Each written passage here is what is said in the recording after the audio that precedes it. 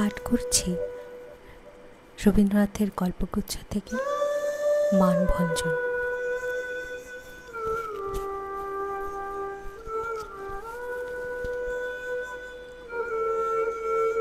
রমানাথ শীলের ত্রিতল অট্টালিকায় সর্বোচ্চ তলের ঘরে গোপীনাথ শীলের স্ত্রী গিরিবালা বাস করে। শয়নকক্ষের দক্ষিণ দ্বারের সম্মুখে ফুলের টবে গুটিকত বেলফুল এবং গোলাপ ফুলের গাছ। ছাদটি উচ্চ প্রাচীর দেয়া ঘেরা। বহির্দৃশ্য দেখিবার জন্য প্রাচীরের মাঝে মাঝে একটি করিয়া ইট ফাঁক দেওয়া আছে। শোবার ঘরের নানা বেশ এবং বিবেশ বিশিষ্ট বিলাতি নারী মূর্তির বাঁধানো এনগ্রেভিং টাঙানো রহিয়াছে, কিন্তু প্রবেশদ্বারের সম্মুখবর্তী বৃহৎ আয়নার উপরে ষোড়শী গৃহস্বামিনীর যে প্রতিবিম্বটি পড়ে, তাহা দেয়ালের কোনো ছবি অপেক্ষা সৌন্দর্যে ন্যূজ্জ নহে। গিরিবালার সৌন্দর্য অকস্মাৎ আলোক রশ্মির ন্যায়, বিস্ময়ের ন্যায়, নিদ্রাভঙ্গে চেতনার ন্যায় একেবারে চকিতে আসিয়া আঘাত করে এবং এক আঘাতে অভিভূত করিয়া দিতে পারে। তাহাকে দেখিলে মনে হয় ইহাকে দেখিবার জন্য প্রস্তুত ছিলাম না। চারিদিকে এবং চিরকাল যেরূপ দেখিয়া আসিতেছি, এ একেবারে হঠাৎ তাহা হইতে অনেক স্বতন্ত্র। গিরিবালাও আপন লাবণ্যোচ্ছ্বাসে আপনি আদ্যপান্ত তরঙ্গিত হইয়া উঠিয়াছে। মদের ফেনা যেমন পাত্র ছাপিয়া পড়িয়া যায়, নবযৌবন এবং নবীন সৌন্দর্য তাহার সর্বাঙ্গে তেমনি ছাপিয়া পড়িয়া যাইতেছে। তাহার বসনে, ভূষণে, গমনে, তাহার বাহুর বিক্ষেপে, তাহার গ্রীবার ভঙ্গিতে, তাহার চঞ্চল চরণের উদ্দাম ছন্দে, নূপুর নিক্ষণে, কঙ্কণের কিঙ্কিণীতে, তরল হাস্যে, ক্ষিপ্র ভাষায়, উজ্জ্বল কটাক্ষে একেবারে উশৃঙ্খলভাবে উৎপীড়িত হইয়া উঠিতেছে। আপন সর্বাঙ্গের এই উচ্ছ্বলিত মুদির রসে গিরিবালার একটা নেশা লাগিয়াছে। প্রায় দেখা যাইত একখানি কোমল রঙিন বস্ত্রে আপনার পরিপূর্ণ দেহখানি জড়াইয়া সে ছাদের উপর অকারণে চঞ্চল হইয়া বেড়াইতেছে, যেমন মনের ভিতরকার কোনো এক অশ্রুত অব্যক্ত সঙ্গীতের তালে তালে তাহার অঙ্গ প্রত্যঙ্গ নৃত্য করিতে চাইতেছে। আপনার অঙ্গকে নানা ভঙ্গিতে উৎক্ষিপ্ত, বিক্ষিপ্ত, প্রক্ষিপ্ত করিয়া তাহার যেন বিশেষ এক আনন্দ আছে। সে যেন আপন সৌন্দর্যের নানা দিকে নানা ঢেউ তুলিয়া দিয়া সর্বাঙ্গের উত্তপ্ত রক্তস্রোতে অপূর্ব পুলক সহকারে বিচিত্র আঘাত প্রতিঘাত অনুভব করিতে থাকে। সে হঠাৎ গাছ হইতে পাতা ছিঁড়িয়া দক্ষিণ বাহু আকাশে তুলিয়া সেটা বাতাসে উড়াইয়া দেয়। অমনি তাহার বালা বাজিয়া ওঠে, তাহার অঞ্চল বিস্রস্ত হইয়া পড়ে। তাহার সুললিত বাহুর ভঙ্গিটি পিঞ্জরমুক্ত অদৃশ্য পাখির মতো অনন্ত আকাশের মেঘরাজ্যের অভিমুখে উড়িয়া চলিয়া যায়। হঠাৎ সে টব হইতে একটা মাটির ঠেলা তুলিয়া অকারণে ছড়িয়া ফিরিয়া দেয়। চরণাঙ্গুলির ওপর ভর দিয়া উচ্চ হইয়া দাঁড়াইয়া প্রাচীরের ছিদ্র দিয়া বৃহৎ বহির্জগৎটা একবার চট করিয়া দেখিয়া লয়, আবার ঘুরিয়া আঁচল ঘুরাইয়া চলিয়া আসে। আঁচলের চাবির গোছা ঝিমঝিম করিয়া বাজিয়া ওঠে। হয়তো আয়নার সম্মুখে গিয়া খোপা খুলিয়া ফেলিয়া অসময়ে চুল বাঁধিতে বসে। চুল বাঁধিবার দড়ি দিয়া কেশমূল বেষ্টন করিয়া সেই দড়ি কুন্দ দন্ত পঙ্ক্তিতে দংশন করিয়া ধরে। দুই বাহু ঊর্ধ্বে তুলিয়া মস্তকের পশ্চাতে বেণীগুলিকে দৃঢ় আকর্ষণে কুণ্ডলায়িত করে। চুল বাঁধা শেষ করিয়া হাতের সমস্ত কাজ ফুরাইয়া যায়। তখন সে আলস্য ভরে কোমল বিছানার উপরে আপনাকে পত্রান্তরাঞ্চিত জ্যোৎস্না লেখার মতো বিস্তীর্ণ করিয়া দেয়। তাহার সন্তানাদি নাই, ধনী গৃহে তাহার কোনো কাজকর্মও নাই। সে কেবল নির্জনে প্রতিদিন আপনার মধ্যে আপনি সঞ্চিত হইয়া শেষকালে আপনাকে আর ধারণ করিতে রাখিতে পারিতেছে না। স্বামী আছে, কিন্তু স্বামী তাহার আয়ত্তের মধ্যে নাই। গিরিবালা বাল্যকাল হইতে যৌবনে এমন পূর্ণ বিকশিত হইয়া উঠিয়াও কেমন করিয়া তাহার স্বামীর চক্ষু এড়াইয়া গেছে। বরঞ্চ বাল্যকালে সে তাহার স্বামীর আদর পাইয়াছিল। স্বামী তখন স্কুল পালাইয়া তাহার সুপ্ত অভিভাবক দিগকে বঞ্চনা করিয়া নির্জন মধ্যাহ্নে তাহার বালিকা স্ত্রীর সহিত প্রণয় আলাপ করিতে আসিত।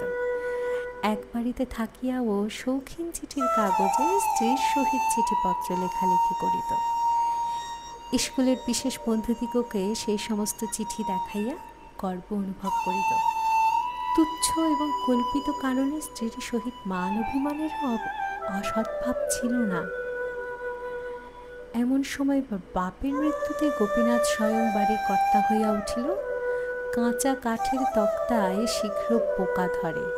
কাঁচা বয়সে গোপীনাথ যখন স্বাধীন হইয়া উঠিল, তখন অনেকগুলি জীবজন্তু তাহার স্কন্ধে বাসা করিল। তখন ক্রমে অন্তঃপুরে তাহার গতিবৃদ্ধি হ্রাস পাইয়া অন্যত্র প্রসারিত হইতে লাগিল। দলপতিত্বের একটা উত্তেজনা আছে। মানুষের কাছে মানুষের নেশাটা অত্যন্ত বেশি।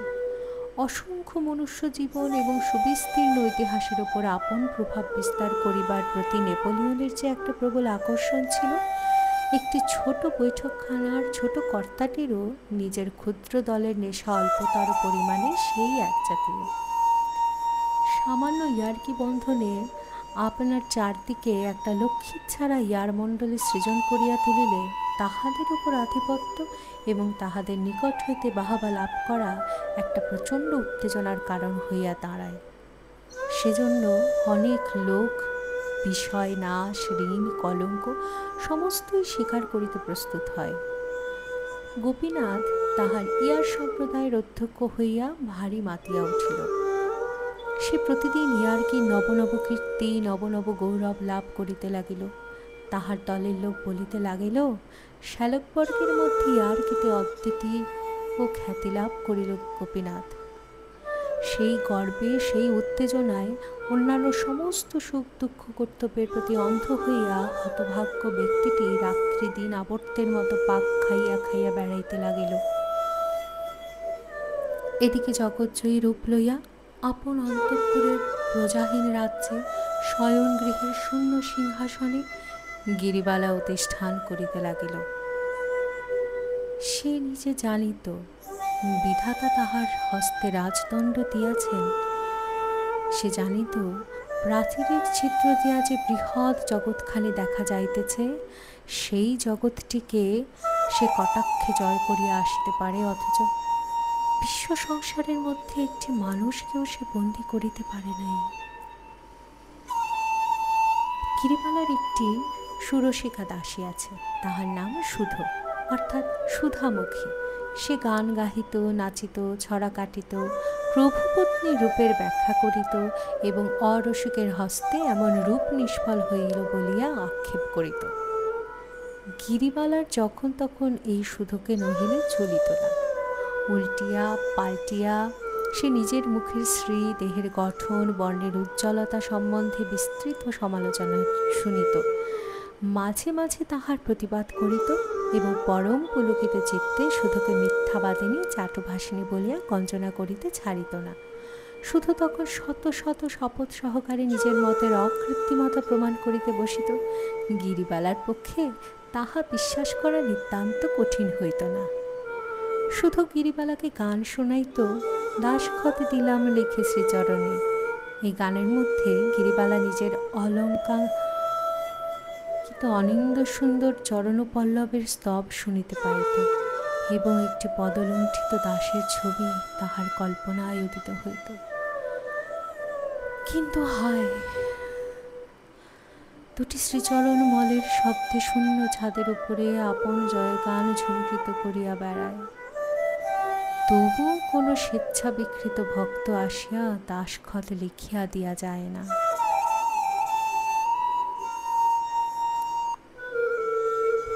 গোপীনাথ যাহাকে দাসখত লিখিয়া দিয়াছে তাহার নাম লবঙ্গ। সে থিয়েটার অভিনয় করে। সে স্টেজের উপর চমৎকার মূর্ছা যাইতে পারে। সে যখন সানুনাসিক কৃত্রিম কাঁদুনি স্বরে হাঁপাইয়া হাঁপাইয়া টানিয়া টানিয়া আধো আধো উচ্চারণে প্রাণনাথ প্রাণেশ্বর করিয়া ডাক ছাড়িতে থাকে, তখন পাতলা ধুতির ওপর ওয়েস্টকোট পরা ফুল মোজামণ্ডিত দর্শক মণ্ডলী এক্সেলেন্ট এক্সেলেন্ট করিয়া উচ্ছ্বসিত হইয়া ওঠে। এই অভিনেত্রী লবঙ্গের অত্যাশ্চর্য ক্ষমতার বর্ণনা গিরিবালা ইতিপূর্বে অনেকবার তার স্বামীর মুখেই শুনিয়াছে। তখনও তাহার স্বামী সম্পূর্ণরূপে পলাতক হয় নাই। তখন সে তাহার স্বামীর মোহাবস্থা না জানিয়াও মনে মনে অসূয়া অনুভব করিত। আর কোনো নারীর এমন কোনো মনোরঞ্জিনী বিদ্যা আছে যাহা তাহার নাই, ইহা সে সহ্য করিতে পারিত না। শাশু ও কৌতূহলে সে অনেকবার থিয়েটারে দেখিতে যাইবার ইচ্ছা প্রকাশ করিত, কিন্তু কিছুতেই স্বামীর মত করিতে পারিত না।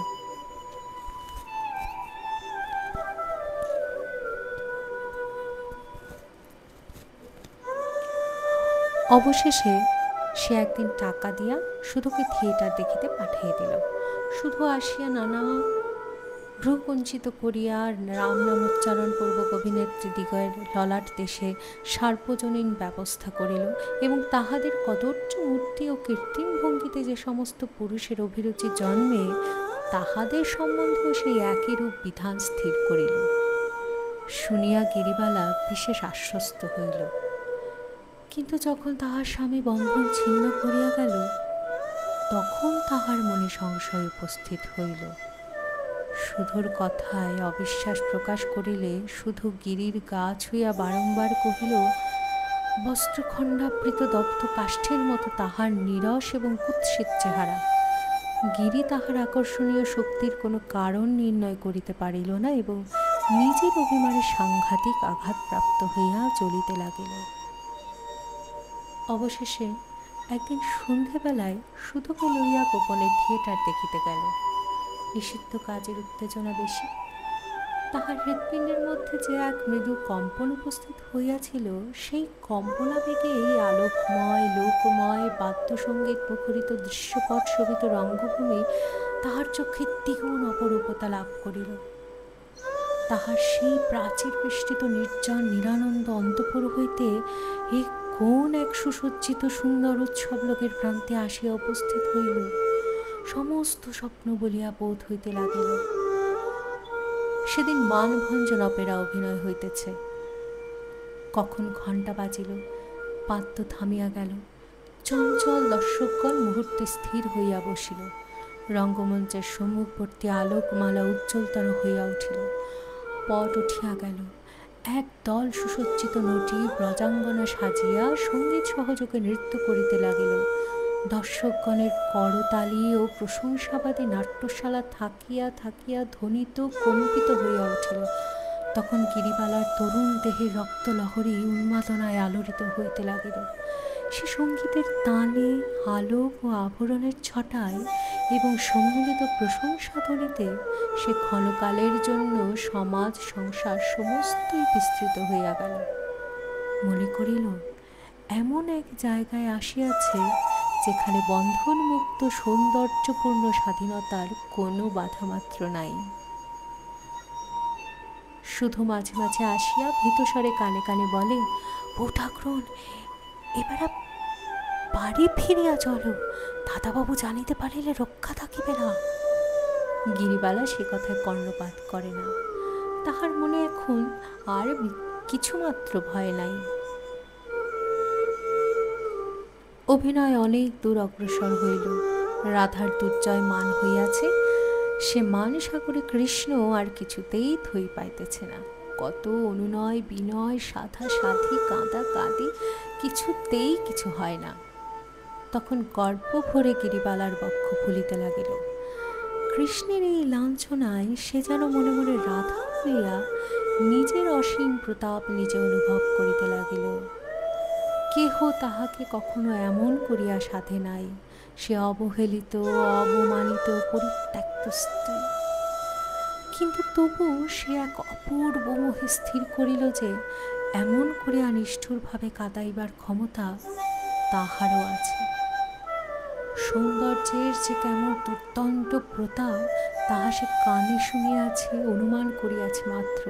আজ দ্বীপের আলোকে গানের সুরে সুদৃশ্য রঙ্গমঞ্চের উপরে তাহা সুস্পষ্টরূপে প্রত্যক্ষ করিল। নেশায় তাহার সমস্ত মস্তিষ্ক ভরিয়া উঠিল। অবশেষে যবনিকা পতন হইল। গ্যাসের আলো ম্লান হইয়া আসিল। দর্শকগণ প্রস্থানের উপক্রম করিল।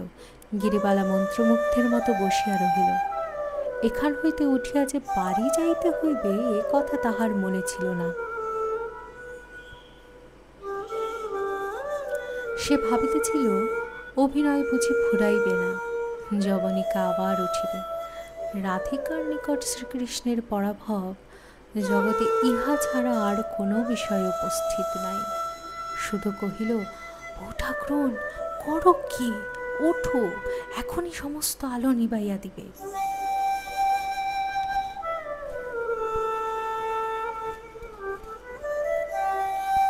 গিরিবালা গভীর রাত্রে আপন শয়নকক্ষে ফিরিয়া আসিল। কোণে একটি দ্বীপ মিটমিট করিতেছে। ঘরে একটি লোক নাই, শব্দ নাই। গৃহপ্রান্তে নির্জন শয্যার উপরে একটি পুরাতন মশারি বাতাসে অল্প অল্প দুলিতেছে।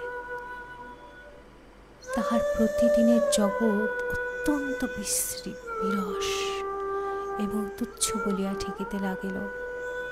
কোথায় সেই সৌন্দর্যময়, আলোকময়, সঙ্গীতময় রাজ্য, যেখানে সে আপনার সমস্ত মহিমা বিকীর্ণ করিয়া দিয়া জগতের কেন্দ্রস্থলে বিরাজ করিতে পারে, যেখানে সে অজ্ঞাত অপজ্ঞাত তুচ্ছ সাধারণ নারী মাত্র নহে। এখন হইতে সে প্রতি সপ্তাহেই থিয়েটারে যাইতে আরম্ভ করিল। কালক্রমে তাহার সেই প্রথম মোহ অনেকটা পরিমাণে হ্রাস হইয়া আসিল। এখন সে নটিদের মুখের রং চং, সৌন্দর্যের অভাব, অভিনয়ের কৃত্রিমতা সমস্ত দেখিতে পাইল। কিন্তু তবু তাহার নেশা ছুটিল না। রণসঙ্গীত শুনিলে যোদ্ধার হৃদয় যেমন নাচিয়া ওঠে, রঙ্গমঞ্চের পট উঠিয়া গেলেই তাহার বক্ষের মধ্যে সেই রূপ আন্দোলন উপস্থিত হইত।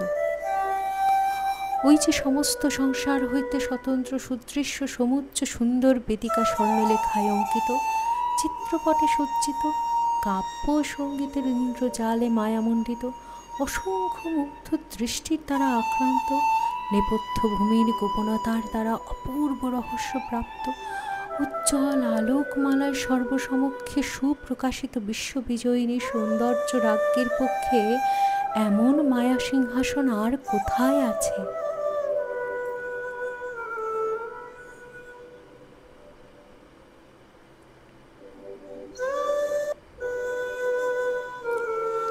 প্রথমে যেদিন সে তাহার স্বামীকে রঙ্গভূমিতে উপস্থিত দেখিল এবং যখন গোপীনাথ কোনো নটির অভিনয়ে উন্মত্ত উচ্ছ্বাস প্রকাশ করিতে লাগিল, তখন স্বামীর প্রতি তাহার মন প্রবল অবজ্ঞার উদয় হইল।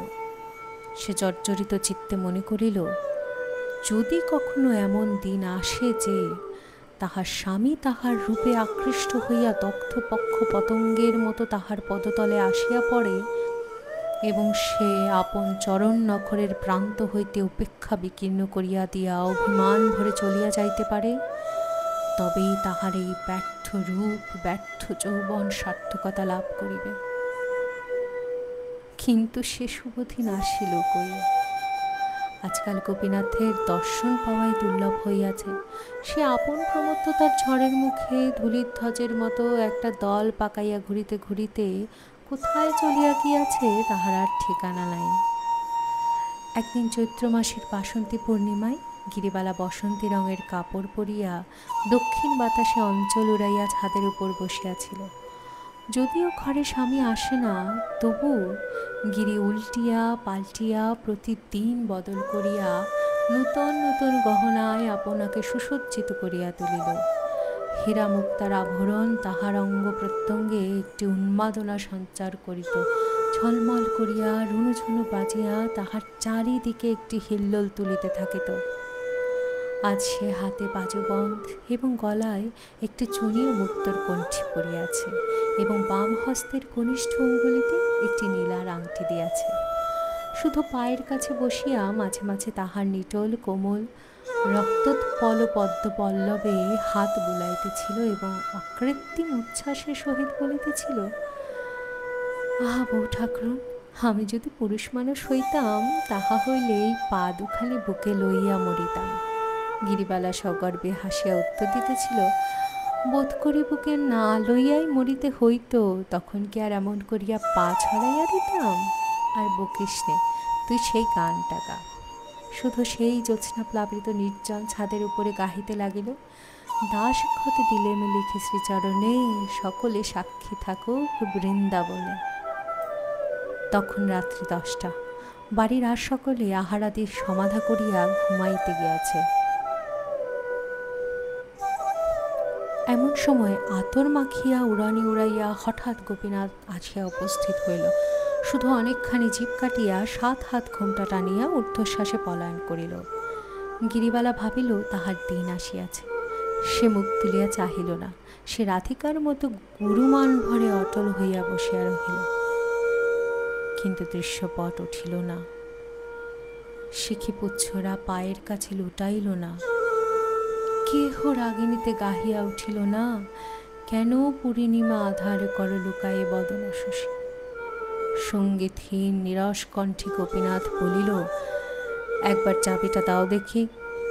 এমন জ্যোৎস্নায়, এমন বসন্তে, এত দিনের বিচ্ছেদের পরে এই কি প্রথম সম্ভাষণ?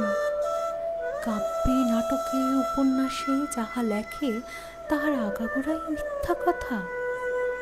অভিনয় মঞ্চে প্রণয়ী গান গাহিয়া পায়ে আসিয়া লুটাইয়া পড়ে এবং তাহাই দেখিয়া যে দর্শকের চিত্ত বিগলিত হইয়া যায়, সেই লোকটি বসন্ত নিশীথে গৃহছাদে আসিয়া আপন অনুপমা যুবতীষ্টিকে বলে, ওগো একবার চাবিটা দাও দেখি। তাহাতে না আছে রাগিনী, না আছে প্রীতি, তাহাতে কোনো মোহ নাই, মাধুর্য নাই, তাহা অত্যন্ত অকিঞ্চিৎকর। এমন সময় দক্ষিণে বাতাস জগতের সমস্ত অপমানিত কবিত্বের মর্মান্তিক দীর্ঘ নিঃশ্বাসের মতো হুহু করিয়া বহিয়া গেল। টব ভরা ফুটন্ত বেলফুলের গন্ধ ছাদময় ছড়াইয়া দিয়া গেল। গিরিবালার চূর্ণ অলোক চোখে মুখে আসিয়া পড়িল এবং তাহার বাসন্তী রঙের সুগন্ধি আঁচল অধীরভাবে যেখানে সেখানে উড়িতে লাগিল। গিরিবালা সমস্ত মান বিসর্জন দিয়া উঠিয়া পড়িল, স্বামীর হাত ধরিয়া বলিল, চাবি দিব, এখন তুমি ঘরে চলো। আজ সে কাঁদিবে, কাঁদাইবে, তাহার সমস্ত নির্জন কল্পনাকে সার্থক করিবে, তাহার সমস্ত ব্রহ্মাস্ত্র বাহির করিয়া বিজয়ী হইবে, ইহা সে দৃঢ় সংকল্প করিয়াছে। গোপীনাথ কহিল, আমি বেশি দেরি করিতে পারিব না, তুমি চাবি দাও। গিরিবালা কহিল, আমি চাবি দিব এবং চাবির মধ্যে যাহা কিছু আছে সমস্ত দেব, কিন্তু আজ রাত্রে তুমি কোথাও যাইতে পারিবে না।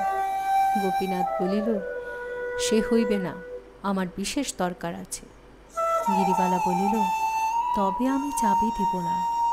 গোপী বলিল, দিবে না বই কি, কেমন না দাও দেখিব।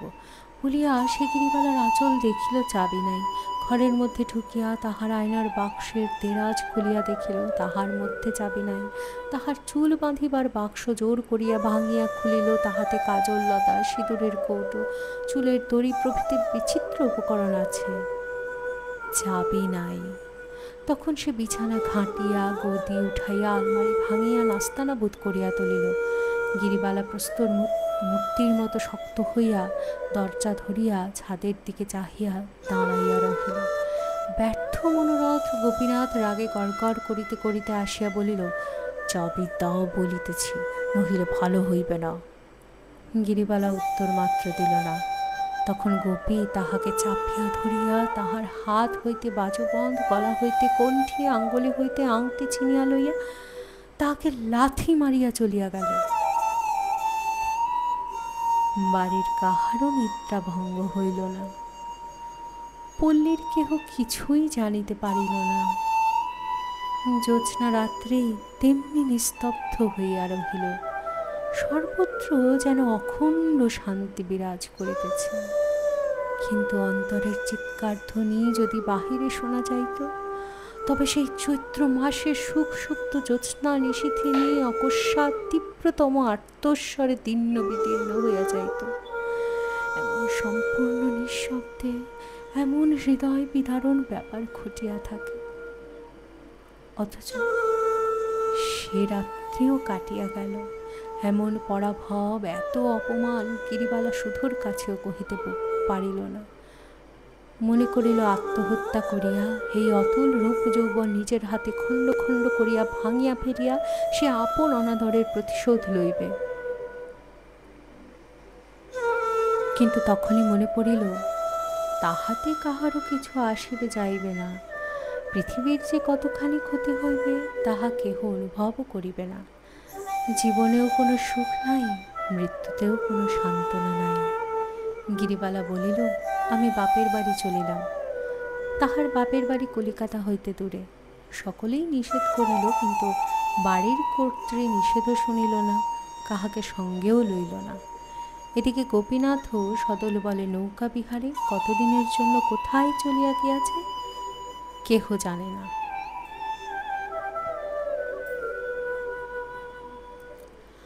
গান্ধর্ব থিয়েটারে গোপীনাথ প্রায় প্রত্যেক অভিনয়ে উপস্থিত থাকিত।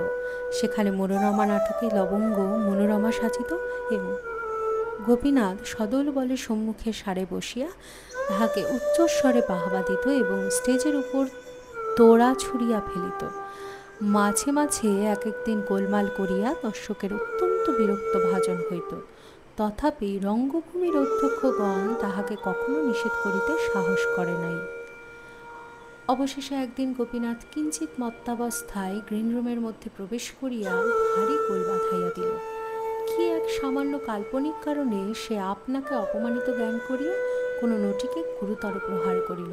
তাহার চিৎকারে এবং গোপীনাথের গালি বর্ষণে সমস্ত নাট্যশালা চকিত হইয়া উঠিল। সেদিন অধ্যক্ষগণ আর সহ্য করিতে না পারিয়া গোপীনাথকে পুলিশের সাহায্যে বাহির করিয়া দেয়। গোপীনাথ এই অপমানের প্রতিশোধ লইতে কৃত নিশ্চয় হইল। থিয়েটারওয়ালারা পূজার 1 মাস পূর্ব হইতে নতুন নাটক মনোরমার অভিনয় খুব আড়ম্বর সহকারে ঘোষণা করিয়াছে। বিজ্ঞাপনের দ্বারা কলিকাতা শহরটাকে কাগজে মুড়াইয়া ফেলিয়াছে। রাজধানীকে যেন সেই বিখ্যাত গ্রন্থকারের নামাঙ্কিত নামাবলী পড়াইয়া দিয়াছে। এমন সময় গোপীনাথ তাহাদের প্রধান অভিনেত্রী লবঙ্গকে লইয়া বোটে চড়িয়া কোথায় অন্তর্ধান হইল তাহার আর সন্ধান পাওয়া গেল না। থিয়েটারওয়ালারা হঠাৎ অকল পাথারে পড়িয়া গেল। কিছুদিন লবঙ্গর জন্য অপেক্ষা করিয়া অবশেষে এক নতুন অভিনেত্রীকে মনোরমার অংশ অভ্যাস করাইয়া লইল। তাহাতে তাহাদের অভিনয়ের সময় পিছাইয়া গেল, কিন্তু বিশেষ ক্ষতি হইল না। অভিনয়স্থলে দর্শক আর ধরে না। শত শত লোক দ্বার হইতে ফিরিয়া যায়। কাগজেও প্রশংসার সীমা নাই। সে প্রশংসা দূর দেশে গোপীনাথের কানে গেল। সে আর থাকিতে পারিল না। বিদ্বেষে এবং কৌতূহলে পূর্ণ হইয়া সে অভিনয় দেখিতে আসিল। প্রথম পট উৎক্ষেপে অভিনয়ের আরম্ভ ভাগে মনোরমা দিনহীন বেশে দাসীর মতো তাহার শ্বশুর বাড়িতে থাকে। প্রচ্ছন্ন বিনম্র সংকুচিতভাবে সে আপনার কাজকর্ম করে। তাহার মুখে কথা নাই এবং তাহার মুখ ভালো করিয়া দেখাই যায় না। অভিনয়ের শেষাংশে মনোরমাকে পিতৃগৃহে পাঠাইয়া তাহার স্বামী অর্থলোভে এক লক্ষপতির একমাত্র কন্যাকে বিবাহ করিতে উদ্যত হইয়াছে। বিবাহের পর বাসর ঘরে যখন স্বামী নিরীক্ষণ করিয়া দেখিল, তখন দেখিতে পাইল এও সেই মনোরমা, কেবল সেই দাসী বেশ নাই। আজ সে রাজকন্যা সাজিয়াছে। তাহার নিরুপম সৌন্দর্য আভরণে ঐশ্বর্যে মণ্ডিত হইয়া 10 দিকে বিকীর্ণ হইয়া পড়িতেছে। শিশুকালে মনোরমা তাহার ধনী পিতৃগৃহ হইতে অপহৃত হইয়া দরিদ্রের গৃহে পালিত হইয়াছে। বহুকাল পরে সম্প্রতি তাহার পিতা সেই সন্ধান পাইয়া কন্যাকে ঘরে আনাইয়া তাহার স্বামীর সহিত পুনরায় নতুন সমারোহে বিবাহ দিয়াছে। তাহার পরে বাসর ঘরে মানভঞ্জনের পালা আরম্ভ হইল। কিন্তু ইতিমধ্যে দর্শক মণ্ডলের মধ্যে ভারী এক গোলমাল বাঁধিয়া উঠিল। মনোরমা যতক্ষণ মলিন দাসী বেশে ঘোমটা টানিয়াছিল ততক্ষণ গোপীনাথ নিস্তব্ধ হইয়া দেখিতেছিল, কিন্তু যখন সে আভরণে ঝলমল করিয়া উঠিল, রক্তাম্বর পরিয়া মাথার ঘোমটা ঘুচাইয়া রূপের তরঙ্গ তুলিয়া বাসর ঘরে দাঁড়াইল এবং এক অনির্বচনীয় গর্বে গৌরবে গ্রীভা বঙ্কিম করিয়া সমস্ত দর্শক মণ্ডলীর প্রতি এবং বিশেষ করিয়া সম্মুখবর্তী গোপীনাথের প্রতি চকিত বিদ্যুতের ন্যায় অবজ্ঞাবজ্রপূর্ণ তীক্ষ্ণ কটাক্ষ নিক্ষেপ করিল, যখন সমস্ত দর্শক মণ্ডলীর চিত্ত উদ্বেলিত হইয়া প্রশংসার করতালিতে নাট্যস্থলী সুদীর্ঘকাল কম্পান্বিত করিয়া তুলিতে লাগিল, তখন গোপীনাথ সহসা উঠিয়া দাঁড়াইয়া গিরিবালা গিরিবালা করিয়া চিৎকার করিয়া উঠিল। ছুটিয়া স্টেজের উপর লাফ দিয়া উঠিবার চেষ্টা করিল। বাদকগণ তাহাকে ধরিয়া ফেলিল। এক অকস্মাৎ রসভঙ্গে মর্মান্তিক ক্রুদ্ধ হইয়া দর্শকগণ ইংরেজিতে বাংলায় দূর করে দাও, বের করে দাও বলিয়া চিৎকার করিতে লাগিল। গোপীনাথ পাগলের মতো ভগ্ন কণ্ঠে চিৎকার করিতে লাগিল, আমি ওকে খুন করব, ওকে খুন করব। পুলিশ আসিয়া গোপীনাথকে ধরিয়া টানিয়া বাহির করিয়া লইয়া গেল। সমস্ত কলিকাতা শহরের দর্শক দুই চক্ষু ভরিয়া গিরিবালার অভিনয় দেখিতে লাগিল। কেবল গোপীনাথ সেখানে স্থান পাইল না।